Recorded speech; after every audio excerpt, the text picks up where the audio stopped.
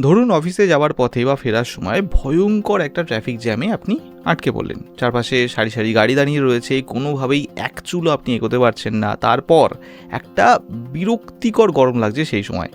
এই অবস্থায় অফিসের ফোন আসলো।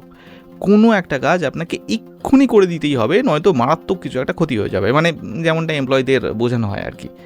তখন আপনাকে কিন্তু কাজটা করে দিতেই হবে। যদি না করে দেন তাহলে তার পরিণাম তারাই বুঝবে যারা অফিসের এই টক্সিক ওয়ার্ক কালচারের ব্যাপারে ভালোভাবেই জানে।